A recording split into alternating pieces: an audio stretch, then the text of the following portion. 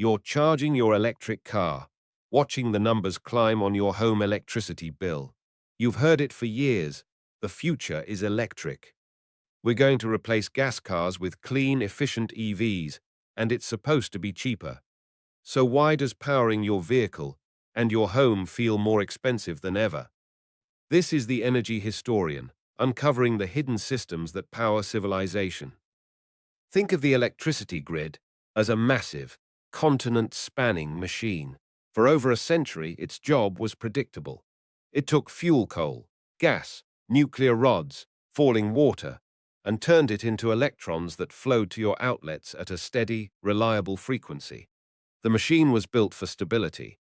Its economics were simple: build big, centralized power plants, run them constantly, and spread the cost across millions of customers. The price of electricity was largely the price of the fuel, plus the cost of maintaining this giant, humming machine. Now, we're asking that same machine to do something radically different. We're not just adding a few more light bulbs. We're plugging in fleets of electric vehicles that each consume as much electricity as an entire house. We're replacing gas furnaces with electric heat pumps. We're building data centers for artificial intelligence that can use more power than a medium-sized city. We're doing all of this while trying to swap out the machine's fuel source from coal and gas to wind and solar. The machine is being asked to run a marathon while we're rebuilding its engine, and you're paying for the wrench. Here's where the first tension appears. The most affordable new electricity today comes from wind and solar. The fuel is free. So, logic says, adding more of it should make the whole system cheaper. But the grid wasn't built for free fuel that's only available when the wind blows or the sun shines. It was built for fuel you could burn on demand. So we face a paradox. The cost of generating a kilowatt-hour from a new solar farm is crashing, yet the cost of delivering a reliable kilowatt-hour to your charger at midnight, when it's calm and dark, is exploding. Let's make this concrete. In 2021, Texas experienced a deep freeze. Wind turbines iced over. Natural gas wells froze. The grid, pushed to its limit, failed. Prices didn't just spike. They hit the regulatory cap of $9,000 per megawatt hour. That's not a typo. The normal price is around $30. For a few days, electricity cost 300 times more. This wasn't just about fuel shortage. It was about a machine operating at the very edge of its capacity, with no margin for error. Now, imagine layering the demand of millions of EVs onto that same strained system. The infrastructure isn't just the power plant. It's the transmission lines, the transformers, the local substations. Much of this hardware is decades old. This brings us to the second, deeper layer, the transmission bottleneck. You can build a gigantic solar farm in the desert for pennies per watt, but getting that power to the city where the EVs are charging requires building hundreds of miles of high-voltage lines through a regulatory and political labyrinth. A single major transmission project can take over a decade to approve. In the meantime, that cheap desert power is stranded. So utilities in cities have to fire up local, expensive, often older natural gas plants to meet the new demand from your car. The fuel for those plants isn't free, and you pay for it. Now let's talk about the gas car you're supposedly replacing. Its energy system is also a liquid fuels machine. It's a global network of wells, tankers, pipelines, refineries, and trucks. That machine is incredibly efficient at its one job: moving dense, portable energy.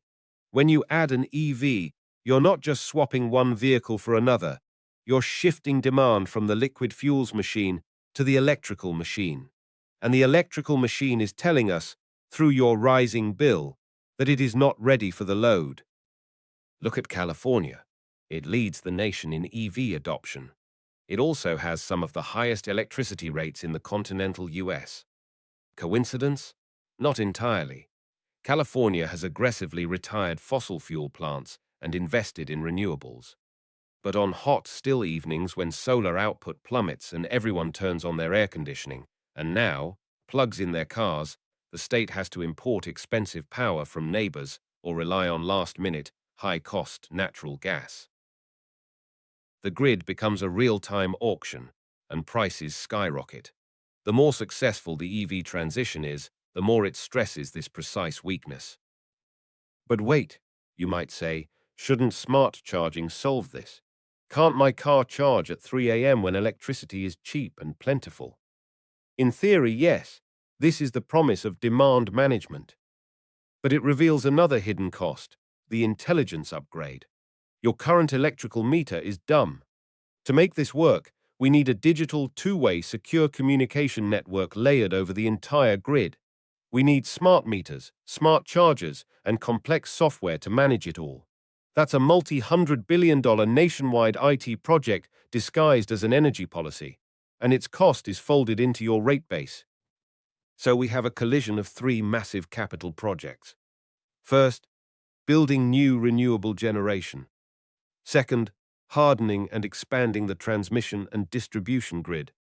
Third, adding the digital nervous system for smart charging. All of this is happening at once. And who pays for capital projects? Customers, through rates. This is the brutal math utilities face. They are mandated to facilitate the energy transition. To do that, they must make historic investments. Their return is a percentage of what they spend. Your bill is where those investments land. There's a historical echo here. In the early 20th century, as America electrified, utilities engaged in a massive build-out. Rates were high initially to fund the poles and wires reaching every farm and town. Then, as the system was paid for and usage grew, prices fell. We are in a new build-out era. But this time, we're not just extending the network, we're rebuilding its core logic while simultaneously increasing its load. The financial shock is happening faster. Let's zoom out to the ultimate reframe. For a century, we measured energy progress in lower prices and greater abundance. The energy transition flips that script. We are now optimizing for a different variable: carbon reduction. We are willing to accept higher system-wide costs and, yes, higher electricity prices to achieve that goal. The rising bill isn't a sign of failure. It is the invoice for a conscious society-level choice to rebuild the foundational machine of civilization while it's still running. Your electric bill is no longer just a utility statement. It's a fever chart for the grid's transformation. Every line item, the generation charge, the transmission fee, the distribution cost, tells a piece of the story. The story of a machine straining under a new mission. The story of a trillion-dollar infrastructure gamble happening in real time. The story of a world trying to change its fuel source without missing a beat. So the next time you plug in your car and glance at your bill, remember, you're not just paying for electrons, you're funding the rewrite of the entire playbook. And that has never, in all of energy history, been cheap. If this gave you a new perspective on the wires behind your wall, hit subscribe. Let me know in the comments, is the price worth the transition?